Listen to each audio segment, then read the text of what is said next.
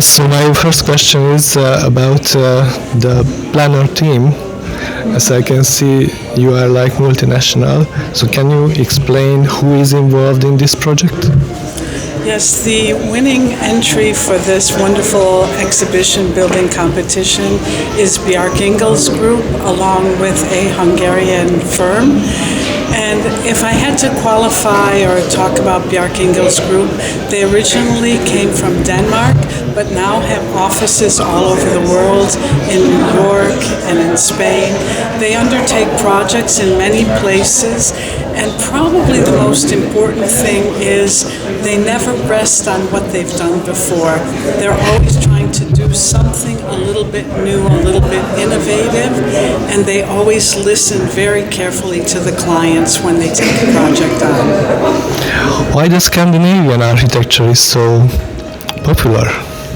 I don't think it's necessarily Scandinavian architecture, because I think nowadays the world is global and we have many influences from many places. But I do think one thing we can see in general is an attention to the setting. And in this case, it's a natural setting. And if we look to countries that have lots of forests or lakes or mountains, those are a great inspiration for projects of architecture. So for this project, what was the main inspiration? I think what the architects tried to do would be to integrate landscape and building. In the past, we often saw a building that was set on the land, and it could have been in any place in the world.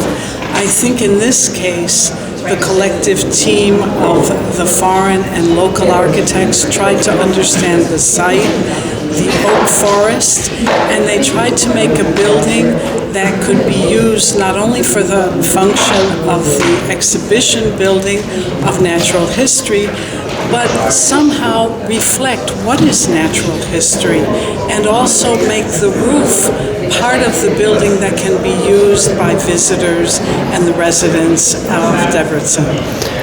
And did the documentary movies inspire you, like The Blue Planet? I'm not sure if movies inspired this team. I know the unique part of the history or the story of Bjark Ingels is that he's someone who observes everything and always thinks in a different way.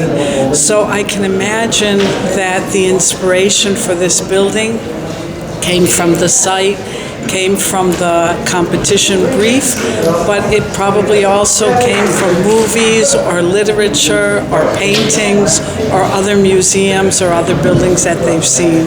So it's probably multiple sources of inspiration. Can we expect here corners like Darwin Corner or other biologist, other scientist corner like Einstein? I'm not sure. I think the next step is the development of the project with museum experts, and I know that they have definite ideas about what they would like to include in the museum, and I also know that they want to be very close to the university in Debrecen, and they also want to invite outside researchers. So we'll see what happens as the building and proposal take the next steps. Did you get a favorite museum, by the way? No, I was an expert who helped to facilitate the competition, and in my role, I have no opinion. It's similar to my role in the Pritzker Architecture Prize. My concern is that the process is fair, transparent, open, and very clear. So there are no surprises among the participants. There are no surprises in terms of changing of rules. And that was my role. So my goal in this competition is that the jury can work well, is that the client can work well with the winners, and that there are high-quality entries. And I have to say, the 14 entries were exceptional, very, very high quality. If it would be you, which project would you choose? I can't say because I looked at all the projects, I tried to study them, But as an expert, an outside expert, I prefer to remain neutral. And I can only say, I think by following the jury process, they were extremely careful. They looked at everything. They listened. They debated. So I think the jury did a good job. And what do you think how the museums can change in this changing world when the artificial intelligence and holograms are coming up? So what's the future of the museums? I worked for 10 years at an encyclopedic museum in Chicago, and I saw back then in 2000, 2008 that museums were already changing. They have to be places where the public feels that they're welcome, the public feels the museum belongs to them. So I think this idea of the past where only an elite would go to a place and look at original specimens or artwork, I think that's over. I think now museums are trying to find their way to combine many functions: research, meetings, education, eating, shopping, resting, maybe even sports on the roof, trying to do many things while keeping the central message of the museum, in this case natural history, in the forefront. I think museums want the public to feel that they are connected to the collection. And you can do it in many ways, and depending on the context, they will do it in different ways. My last question is how this museum can be connected, for example, to the zoo?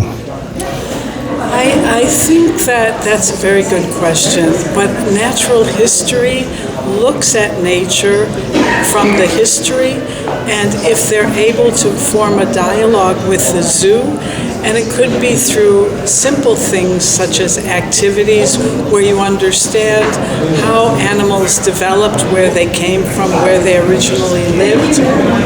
That could be shown in the museum.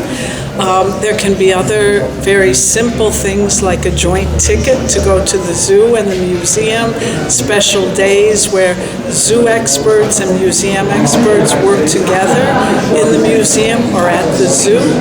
But I think it's a wonderful opportunity to make that connection or show that everything in the world is connected.